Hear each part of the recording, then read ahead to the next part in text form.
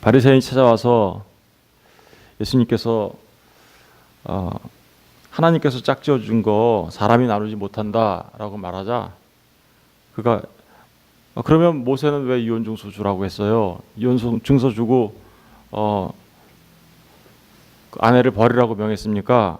라고 묻자 예수님께서 원래는 그렇지 않아. 원래는 하나님께서 정말 짝지어 준 거 나누지 못해 라고 얘기했는데 그럼에도 불구하고 모세가 그렇게 한 것은 인간의 뭐예요? 완악함 때문이다. 사람들이 너무나 완악하기 때문에 그게 원래는 그렇지 않지만 허락한 거야. 그런 말씀을 한 거야 라고 얘기하자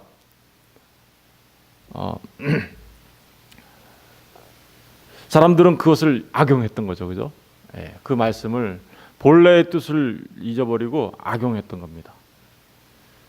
그러면서 예수님이 이렇게 더 이제 덧붙입니다. 내가 너희에게 9절 보니까 내가 너희에게 말하노니 누구든지 음행한 이유 외에 아내를 버리고 다른 데 장가드는 자는 어떻게 해요?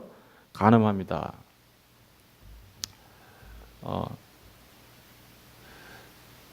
이 말씀은 원래 마태복음 5장 32절에서 똑같이 하셨어요. 우리 마태복음 5장 32절도 한번 같이 보실래요?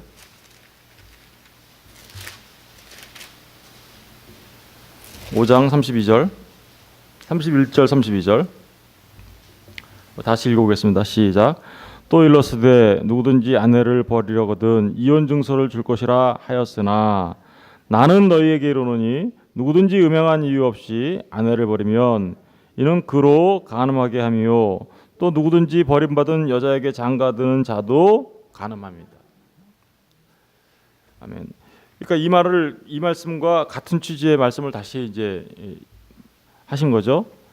한 가지 이제 우리가 생각해 볼 게 있는데, 아내가 간음을 했어요. 원래 그럼 간음하면 어떻게 되는 거죠? 간음하면 이혼 사유가 아니라 원래는 죽어야 되는 거예요. 돌에 맞아서 죽죠 원래. 그런데 이혼을 해줬다? 엄청나게 큰 은혜죠 사실은 이게.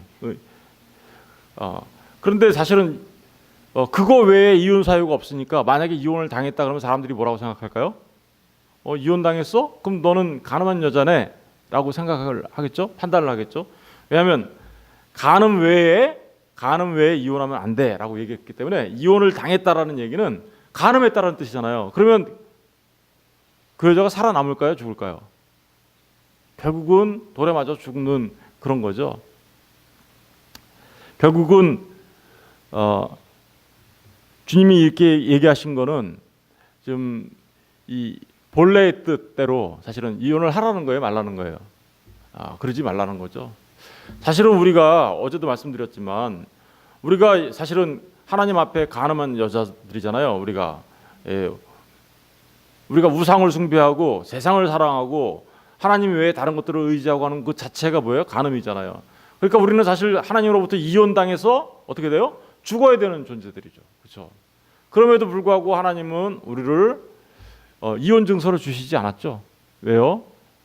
하나님께서는 우리를 이혼 증서를 주신 것이 아니라 다시 우리를 어떻게 해요? 은 30으로 어제 고멜처럼 그죠? 사와서 자신의 아내로 삼으시는 은혜를 베풀어 주신단 말이에요. 이게 이 땅에 하늘에는 천국에는 존재하지도 않는 부부 남자와 여자 그죠? 하나님 나라에 남자와 여자 존재해요? 존재하지 않죠.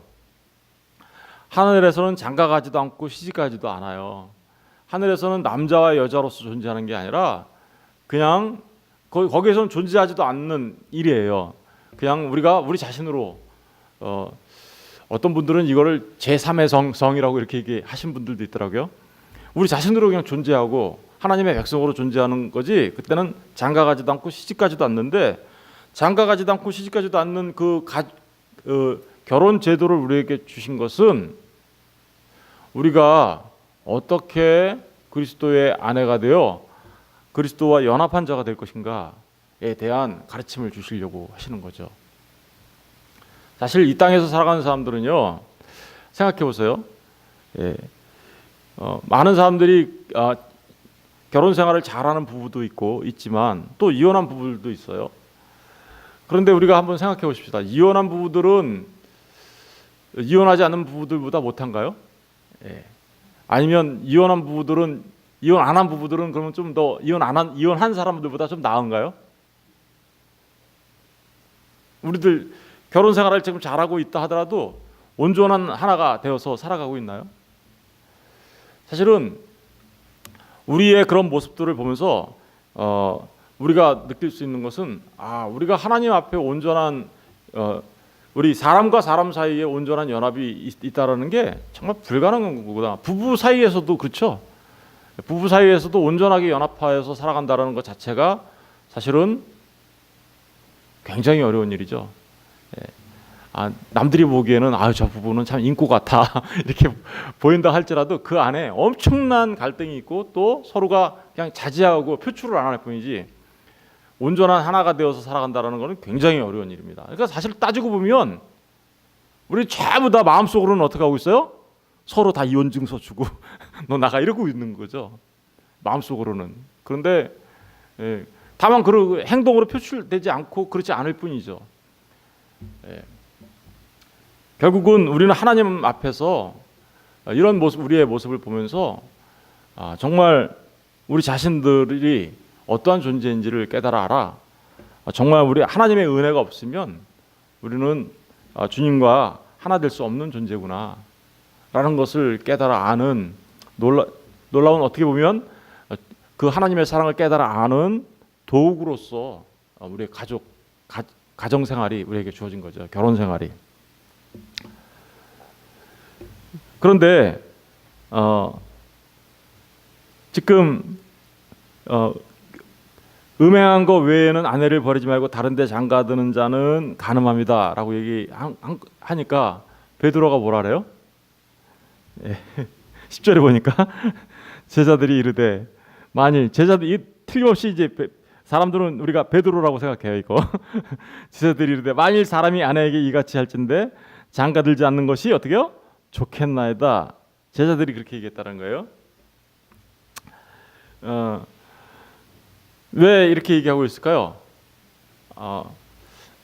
제자들도 다 그렇게 생각했다라는 거죠. 제자들도 어떻게 생각했다는 거예요? 바리새인처럼 생각했다라는 거예요. 바리새인처럼. 왜요?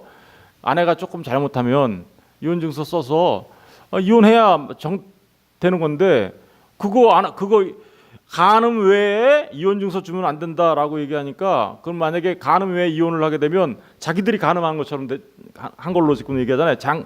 그죠? 그거 외에 아내를 버리고 다른 데 장가들면 간음하는 거야 라고 얘기하자. 그래요? 그러면 장가를 안 가는 게 차라리 낫겠네. 이렇게 된 거죠.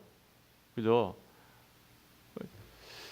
왜 장가를 안 가는 게 낫겠네라고 생각했을까요? 여전히 이들은 바리새인과 똑같은 생각을 하고 있었다라는 거고, 장가 가서 간음하는 것보다 장가 안 가서 그냥 지내는 게 낫겠네요라는 얘기는 사실은 이 안에 이 속은 들여다보면 그 안에 자신들의 정욕이 숨겨져 있는 거죠. 그냥 그런 간음죄를 범하느니 장가 안 가고 그냥 간음죄라는 얘기를 안 듣고 살 수 있는 그런 방법은 없을까라는 마음이 숨겨져 있어서 그런 얘기를 한 거예요. 사실은 하나님의 뜻을 하나님이 짝지어준 거 사람이 나누지 못한다라는 이것을 받아들이고 그 뜻을 따르려고 하는 마음보다는 자신들의 정욕대로 계속해서 살고 싶다라는 그런 숨겨진 의도가 이 안에 들어가 있는 거죠. 여러분, 성경을 하나님의 말씀을 볼 때 두 가지 시각이 있어요. 하나는 바리새인이나 지금 이 제자들처럼 하나님의 말씀을 자기 유익을 위한, 자기 자신을 합리화하기 위한 수단으로 사용하는 경우예요. 그죠? 예? 지금 이들은 모세의 그 이혼 증서 얘기를 이혼을 하는 합당한 이유로서 사용하고 있는 거죠. 그러나 그 본래의 뜻은 뭐예요? 사실 이혼 증서를 주라고 모세가 얘기한 건 너희가 너무 악하니까 너무나 쉽게 이혼하고 너무나 쉽게 여자들을 버리고 너무나 쉽게 여자들을 힘겹게 하니까 그거 하지 마라는 차원에서 한 건데, 그거를 오히려 자기들의 어떻게요? 이혼을 해도 좋다라는 합당한 근거로 사용하여 그죠? 마구 이혼 증서를 남발하는 이런 식으로 사용하는 거죠. 그리고 그런 일들을 통해서 자기들의 무슨 목적을 달성하려고 하는 거예요? 자기들의 그 정욕을 달성하려고 하는, 채우는데 그런 목적으로 함부로 사용하는 거죠. 이게 정말 성경을 진짜 잘못 보는 거죠, 하나님의 말씀을. 그러나 예수님은 지금 어떻게 하고 있어요?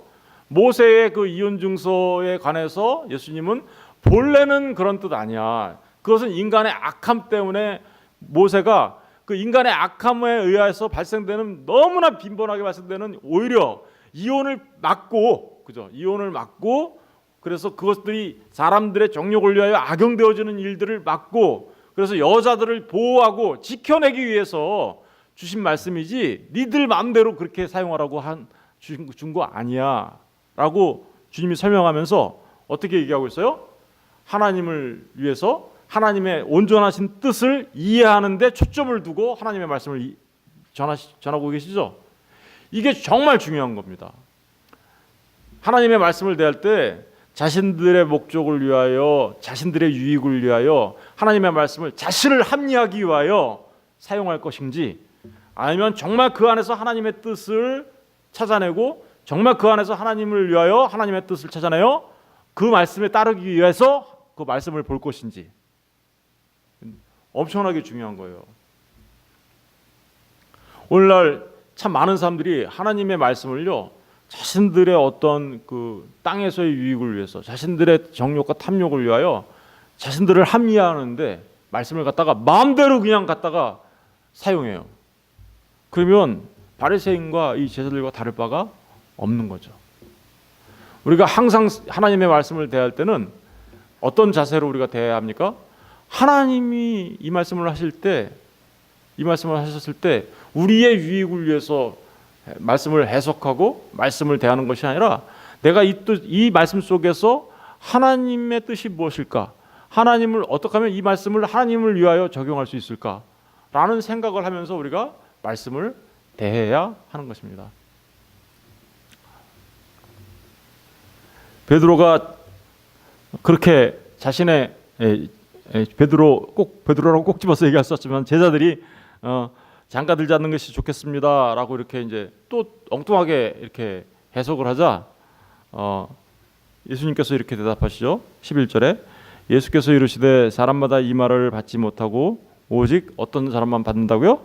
타고난 자. 장가 안 가는 사람은 아무나 장가 안 가는 게 아니야. 장가 들지 않는 것은 타고난 자라야 장가 안 갈 수 있는 거야라고 얘기하세요. 그러면서 세 가지 사례를 얘기하는 거죠. 12절에 보니까 어머니의 태로부터 된 고자도 있고, 이 고자가 이제 이 사람은 장가를 못 가는 거죠, 그죠? 어머니의 태로부터 된 고자, 어머니의 태로부터 성기능을 상실하고 태어난 사람을 말하는 거예요. 그러니까 그 사람은 선천적인 이유로 인하여, 그죠? 이유로 인하여 고자가 된 경우, 그때는 장가를 갈 수 없지라고 지금 얘기하고 있고, 두 번째는 사람이 만든 고자도 있다. 사람이 만든 고자가 뭘까요? 사람이 만든 고자를 우리가 쉽게 생각하면 우리 옛날에 내시 같은 경우 그렇겠죠? 내시. 예. 그런데 이 내시, 그러니까 이건 어떤 사람이 만든 고자는 두 가지 이유가 있을 거예요. 하나는 선천적으로 그런 것이 아니라 나중에 후천적으로 이렇게 된 경우인데, 그거는 첫 번째는 사고 같은 경우를 당할 경우도 이런 일이 있었겠죠. 그리고 또 한 가지는 내시와 같이 그런 의미로서 이렇게 되는 경우도 있을 거예요. 근데 이 얘기를 좀 더 깊이 생각해 보면, 이 얘기는 사실은 내가 스스로 고자가 되어 하나님의 뜻을 이루고 그래서 내가 천국에 들어가고 싶다라는 내 정욕의 죄를 잘라버리고, 왜 우리 그런 얘기 하잖아요. 너희가 그 어떤 사람을 실족시키면 안 돼. 그 실족시키는 눈이 있으면 눈 빼버리고, 그리고 실족시키는 손이 있으면 손 잘라버려야 돼. 그러고 나서 천국 들어가는 게 손 가지고 눈 가지고 지옥 들어가는 것보다 나아. 이거 뭐예요? 진짜로 눈 빼버리고 진짜 손 잘라버리면 그 뭐예요 그게? 율법주의겠죠. 그죠? 내 자기 의를 자기가 스스로 만들어서 내가 하나님 나라에 들어가겠다라고 하는. 이 사실은 두 번째는 그런 측면의 내용이 내포되어 있는 거예요. 내가 나의 정욕을 잘라버려서 그렇게 해서 내 힘으로 천국에 들어가려고 하는. 그래서 율법주의를 비난하고 있는 말이 될 수도 있는 거예요. 이 말은. 그러니까 주님이 선천적인 것, 그다음에 부처적인 것 두 개를 얘기하고 있어요. 세 번째, 마지막 세 번째는 뭐예요? 마지막 세 번째는 천국을 위하여 어떻게요? 스스로 된 고자도 있다. 천국을 위하여 스스로 된 고자 누굴까요? 예수님 자신이죠. 원래 이 유대인들은요, 여자는 13살 되면 결혼을 할 수 있어요. 13살. 남자는 18살이 되면 결혼을 할 수가 있습니다. 그런데 예수님은 이때 몇 세셨어요? 33세. 그럼 당연히 결혼을 하셨어야 되잖아요. 그런데 지금 결혼하셨어요? 안 하셨어요? 안 하셨잖아요. 이거는 하나님 나라를 위하여 스스로 자신을 그저 그렇게 홀로 사는 사람으로 자기 자신을 남겨놓은 거죠. 또 누가 있을까요? 예수님 말고? 사도 바울도 그랬죠. 사도 바울도 자기 자신이 홀로 살면서 하나님 나라를 위하여 하나님 나라의 그 일들을 감당하기 위하여 홀로 있었던 거죠. 이런 의미를 이제 내포하고 있는 거예요. 우리 고린도전서 잠깐 가서 볼까요? 고린도전서 7장.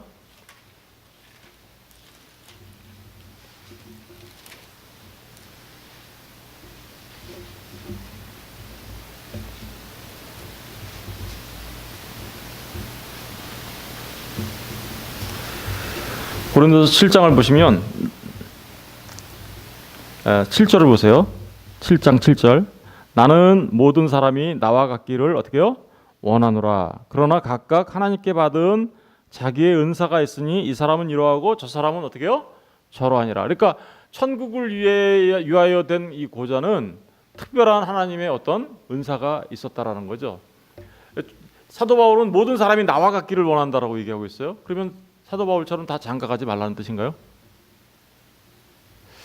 이 말은 어떻게 보면 하나님의 명령과는 전혀 다른 명령처럼 보여요. 왜 그러냐면 생육하고 번성하고 땅에 충만하라가 뭐였어요? 그 생육하고 번성하고 땅에 충만하려면 당연히 장가가고 결혼해서 자녀를 낳고 살아가는 게 맞는 거잖아요. 그게 하나님의 뜻이잖아요. 그런데도 불구하고 사도 바울이 모든 사람이 다 나와 같이 되기를 원한다라고 말한 이 말에는 무슨 뜻이 들어가 있을까요? 하나님 나라를 위하여 내가 어떤 은사를 받았을 경우는 이렇게 될 수 있는데 다른 사람들도 그렇게 했으면 좋겠어. 그런 얘기는 하나님 나라를 위하여 사는 사람들이 많았으면 좋겠어 라는 뜻이 그 안에 첫 번째로 내포되어 있고요. 두 번째로는 사도 바울은 어떤 의식을 갖고 살았냐면 마치 내일 종말이 올 것처럼, 마치 내일 주님이 다시 오실 것처럼 늘 그런 마음으로 하나님 앞에 자신을 드리며 살았다라는 뜻이에요. 이 말이. 그러니까 한번 생각해 보세요. 내일 주님이 오신다. 어떤 사람이 그렇게 얘기하는 사람도 있긴 하죠. 내일 지구의 종말이 와도 나는 하루 한 굴에 사과나무를 심겠다라고 얘기하는 사람도 있죠. 그러나 내일 진짜 주님이 오신다고 하면 오늘 장가 가겠어요? 그래서 오늘 내가 내일 주님이 오신다고 생각하면 오늘 내가 뭐 하겠어요? 나의 구원을 점검하며 나는 정말 나의 신앙을 점검하며 오늘 당장 내가 주를 위해서 무엇을 할 것인가 이런 일들을 하지 않겠습니까? 그런 의미에서 지금 사도 바울이 말을 하고 있는 겁니다. 자, 이제 그러면 우리가 결혼과 이혼에 대하여 지금 사실 할 얘기가 더 많이 있지만 정리를 좀 해볼게요. 여러분 그러면 사도 바울은 이 바리새인과 예수님의 대화 속에서 나타났던 그 결혼과 이혼에 관해서 사도 바울은 도대체 뭐라고 얘기하는지, 사도 바울은 그런 말씀들을 어떻게 우리의 삶 속에 적용을 했는지에 대해서 잠깐 살펴보는 게 좋겠죠, 그죠? 왜냐하면 정말 우리가 어떻게 해야 되는 거야? 그러면 그런 생각이 들잖아요, 그죠? 그래서 사도 바울이 그 지금 고린도서 7장 펴져 있잖아요. 그 7장에 보면 중요한 내용들이 좀 몇 개가 있어요. 우리 그래서 한번 살펴볼게요. 10절에 가서 보세요. 10절, 7장 10절 고린도전서 7장 10절에 보면 결혼한 자들에게 내가 명하노니, 결혼한 사람들한테 지금 얘기하는 거예요. 명하는 자는 내가 아니요 누구래요? 주님이시라. 이건 그러니까 명령이죠. 내가 아니고 주님이 하시는 거니까 여자는 남편에게서 어떻게요? 갈라서지 말고, 만일 갈라섰으면 그대로 지내든지 다시 그 남편과 화합하든지 해라. 남편도 아내를 버리지 말라. 이게 고린도 교회에서 어떤 일이 벌어졌냐면요, 이런 일이 벌어졌어요. 고린도 교회에서 결혼 생활을 잘 하던 사람들이 예수를 믿게 됐어요. 남편이든 여자든 둘 중에 한 명이. 그런데 한 사람은 여전히 예수님을 안 믿어. 그러니까 예수 믿는 사람들이 볼 때는 예수 안 믿는 사람들이 어떻게 보여요? 정말. 그러니까 예수 믿는 사람들이 오히려 어떻게 하려고 했어요? 갈라서려고 했어요. 갈라서야 되겠다 내가 저 사람하고. 그랬더니 지금 사도 바울이 뭐라고 하고 있어요? 결혼한 사람들한테 내가 얘기한다. 결혼한 자들아, 여자는 남편에게서. 그때는 고린도 교회는 여자들이 굉장히 많았거든요. 그런데 거기에는 정적으로 엄청나게 타락한 동네거든요, 이 고린도 교회가. 그러니까 그 남편들을 보고서 내가 이혼하고 말지. 왜요? 나는 거룩한 삶을 살아야 되니까. 그랬는데 사도 바울이 지금 뭐라고 하고 있어요? 결혼한 자들은 내가 명하노니, 명하는 자는 내가 아니요 주님이라. 여자는 남편에게서 어떻게요? 갈라서지 말고, 또 만일 갈라섰으면 그대로 지내든지 다시 남편하고 합해라. 그리고 남편들도 마찬가지로 아내를 버리지 말아라 라고 얘기하는 거죠. 그리고 12절 보세요. 첫 번째 원칙이에요. 두 번째가 그 나머지 사람들에게 내가 말하노니, 이렇게 나와요. 이는 또 주의 명령이 아니라, 이거는 주님의 명령이 아니래요. 만일 어떤 형제에게 믿지 아니하는 아내가 있어 남편과 함께 살기를 좋아하거늘. 믿지 않는 아내가 있어서 남편과 함께 살기를 좋아하거든 그를 버리지 말며, 어떤 여자에게 믿지 아니하는 남편이 있어 아내와 함께 살기를 좋아하거든 그 남편을 어떻게 해요? 버리지 말아라. 그러니까 둘 중에 하나만 믿었어요. 그러니까 나는 내 신앙을 지키기 위하여 난 버릴 거야, 이렇게 하지 말아라, 이런 얘기예요. 그죠? 14절. 왜냐하면 14절 보면 믿지 아니하는 남편이 아내로 말미암아 어떻게요? 거룩하게 되고, 믿지 아니하는 아내가 남편으로 말미암아 거룩하게 되나니, 그렇지 아니하면 너희 자녀도 깨끗하지 못하리라. 그러나 이제 거룩하니라. 그러니까 다시 말하면 믿는 아내가 있고 안 믿는 남편이 있어서 아내가 내가 나의 거룩을 위하여 이 안 믿는 남편을 내가 버리고 이혼해야 되겠다, 이렇게 생각한 사람들이 있었다라는 거예요, 그 당시에. 그리고 반대도 있었다라는 거죠. 안 믿는 아내가 있고 믿는 남편이 있는데 남편이 안 믿으니까 나의 그 신앙을 위하여 이혼하고 나는 신앙생활 잘해야 되겠다, 이렇게 생각한 사람들이 있었다라는 거예요. 그런데 지금 사도 바울이 뭐라고 하고 있어요? 이혼하지 마. 왜냐하면 그 안 믿는 아내가 믿는 남편 때문에 주님을 믿을 수 있고, 반대로 안 믿는 남편이 믿는 아내 때문에 주님을 믿을 수 있는 거야. 절대로 갈라서지 마, 이렇게 얘기하는 거죠. 그런데 한 가지 예를 뒀어요. 어떤 갈라서는 경우를 해놨네. 15절 보세요. 15절 보시면 15절을 우리 다 같이 한번 읽어볼까요? 시작. 혹 믿지 아니하는 자가 갈리거든 갈리게 하라. 형제나 자매나 그런 일에 구애될 것이 없느니라. 그러나 하나님은 화평 중에서 너희를 부르셨느니라. 여기 보니까 이거는 어떤 경우예요? 이런 거예요. 믿는 남편, 믿지 않는 아내, 이렇게 있잖아요. 그런데 믿는 남편은 지금 어떻게 해야 돼요? 나 때문에 이 믿지 않는 아내가 어떻게 해요? 예수를 믿을 수 있으니 갈라서면 안 되죠, 이분은. 그런데 이 여자가 예수 믿는 남편 나 싫어 그러면서 우리 끝냅시다, 이렇게 얘기하는 경우가 있다라는 거예요. 그러면 그때는 어떻게 하라는 거예요? 그때는 갈라서도 돼. 믿는 아내가 안 믿는 남편이 있어요. 근데 이 아내가 남편을 위해서 열심히 기도를 해요. 남편도 주님을 믿고 구원받은 하나님의 백성도 좋겠다. 그런데 남편이 아내가 교회 나가서 하는 그런 일들이 신경질 나고 꼴보기 싫어요. 그래가지고 야, 너 교회 나가려면 나 이혼해, 이렇게 했단 말이에요. 그래가지고 신앙생활을 못하게 해. 그럼 그때 어떻게 하라는 거예요? 그때는 정말 그때는 할 수 없어. 그러니까 안 믿는 자가 요구할 때는 갈리거든 갈리게 해라 이렇게 얘기하죠. 그러나 그것도 사실은 온전하게 허락해 준 건 아니에요. 왜냐하면 구해될 것이 없이 그렇게 하지만 그러나 하나님은 뭐예요? 화평 중에서 너희를 부르렀다. 그러니까 뭐예요? 이런 경우에도 정말 갈릴 수는 있지만 정말 너희들은 화평을 위하여 갈리지 않도록 힘쓰고 애써라는 얘기를 하는 거예요. 그러니까 에이 옳다 잘 됐대 그러면서 갈라서라는 얘기가 아니라 가능한 한 화평을 위하여 얘기하라는 거죠. 그러니까 사도 바울이 지금 그러면서 16절에 또 이렇게 얘기하죠. 아내된 자여 내가 남편을 구원하는지 어찌할 수 있으며 남편된 자여 내가 아내를 구원할 수 있는지 어찌할 수 있으리요. 오직 주께서 각 사람에게 나눠주신 대로 하나님이 각 사람을 부르신 그대로 행하라. 그러니까 하나님께서 각 사람이 부르신 그대로 행하는 게 하나님의 그 모든 교회에게 하는 내 명이야, 라고 얘기하고 있어요. 여러분, 하나님께서 주신 이런 말씀들을 생각하고 하나님께서는 그러니까 본래 어떻게 하라는 거예요? 이 전체적인 내용을 살펴보면 하나님께서 짝져준 거 사람의 손으로 나눌 수 없어. 이게 대원칙이에요.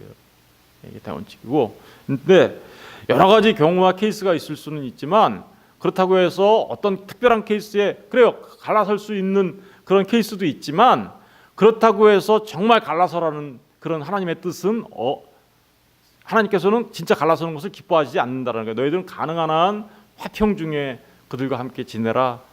그리고 있는 그대로 하나님께서 주신 그대로를 받아들이면서 지내는 것이 좋은 거야 라고 지금 얘기하고 있습니다. 20절을 가서 보실래요? 20절 각 사람은 부르심을 받은 그 부르심 그대로 어떻게 해요? 지내라. 그러면서 22절 주 안에서 부르심을 받은 자는 종이라도 주께 속한 자유인이요 또 그와 같이 자유인으로 있을 때 부르심을 받은 자는 그리스도의 종이니라. 너희는 값으로 사신 것이니 사람의 종이 되지 말라. 형제들아 너희는 각각 부르심을 받은 그대로 어떻게 해요? 하나님과 함께 거하라. 그러니까 여기에는 많은 내용들이 들어있어요. 결혼과 이혼에 관한 이야기, 그리고 종과 노예에 관한 얘기, 할례와 무할례자에 관한 이야기, 이런 얘기들이 다 들어가 있는데 그것을 억지로 사람의 뜻으로 바꾸려고 하지 말고 있는 그대로 상태에서 너희들의 신앙을 잘 지키며 하나님과 함께 지내는 게 중요한 거야 라고 얘기하고 있죠. 바로 우리가 이런 부분들을 잘 마음속에 새겨서 지내야 하겠습니다. 여러분, 남편과 아내에 대하여 우리가 여러 가지 이유 때문에 그냥 갈라서고 그래야 되겠다라고 생각한다면 사실은 하나님이 우리에 대하여 우리가 간음할 때마다 우리를 내치시면 우리는 정말 하나님 나라의 백성으로서 구원받을 수 없는 자들이죠. 우리는 고멜과 같이 또 에스겔서에 나오는 것처럼 올리바처럼 간음한 자들이지만 하나님께서는 우리의 그런 모습을 그대로 심판하신 것이 아니라 우리를 바꾸세요. 기다려주세요. 그리고 은30으로 예수 그리스도를 파셔서 우리를 주님의 신부로 삼아 주셨어요. 그렇다면 우리 또한 그런 모습들을 기억하면서 결혼을 하면서 결혼 생활을 통하여 우리가 남편과 아내가 연합하지 못하고 온전하게 화목하지 못할 때마다 우리는 주님의 사랑을 생각해야 되는 거죠. 거기에서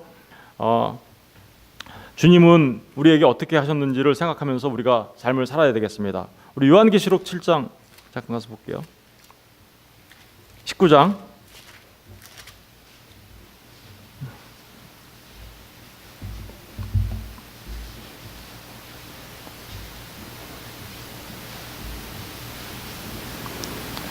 19장 7절 우리가 즐거워하고 크게 기뻐하며 그에게 영광을 돌리세 어린 양의 혼인 기약이 이르렀고 그의 아내가 자신을 준비하였으므로 그에게 어떻게 해요?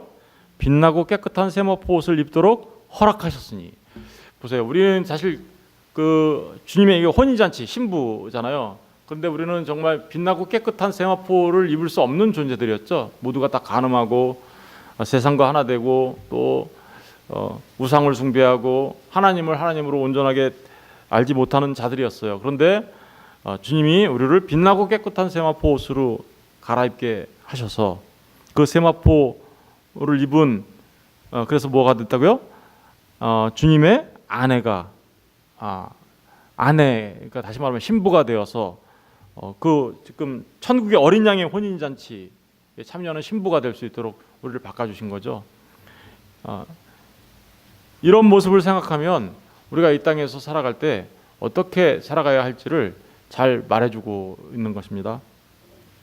저는 이 이혼 증서 이야기가 단순하게 그러니까 뭐 이혼해라 말아라 이런 얘기를 얘기하는 것이 아니라 사실은 그런 일들을 통해 우리의 결혼 생활을 통하여 주님이 우리에게 보여주신 사랑이 어떤 건지, 그리고 그 하나님 나라 천국에는 어떠한 자들이 들어가게 되는지. 우리는 다 이혼당하거나 아니면 이혼당해서 돌에 맞아 죽어야 되는 자들이에요. 그런데도 불구하고 주님이 우리를 그 무한하신 용서하시는 사랑, 그죠? 그래서 용서가 앞에 있었던 거고, 그 무한하신 용서하시는 그 사랑으로 우리를 주님의 세마포 입은 깨끗한 신부로 세워주시는 겁니다. 하나님 나라는요, 그렇게 돌 맞아 죽어야 되는 간음한 여자와 같았던 우리가 하나님 앞에 깨끗한 모습으로 어떻게 세워질지에 관해서 얘기하는 건데, 그것은 하나님의 무한하신 용서 때문입니다. 자기 자신을 은삼십에 파시고 우리의 죄를 깨끗이 씻어주시기 위하여 십자가에 달리신 주님의 그 사랑으로 우리가 이렇게 될 수 있음을 말하고 있는 겁니다. 저와 여러분 모두도 그런 주님의 사랑을 생각하면서 이 땅에서 가정에서 부부간의 행복한 가정생활을 이루는 게 우리에게 주어진 목적이 아니에요. 가정생활을 통하여 뭘 배우라는 거예요? 주님의 그 사랑을 깨달아 알으라는 거예요. 우리가 온전하게 연합하지 못할 남편과 아내가 온전하게 연합하지 못하는 그런 모습을 보일 때마다 우리 사람의 힘으로는 안 되고 이게 온전하게 주님의 은혜 아니면 안 되는 거구나라는 것을 깨달아 알아. 그죠? 주님과 온전하게 연합한 자로서의 삶을 살아가는 거. 그게 바로 우리에게 주어진 천국에도 없는, 그죠? 남자와 여자의 결혼, 그것을 통해서 우리가 배워야 하는 것입니다. 기도하겠습니다.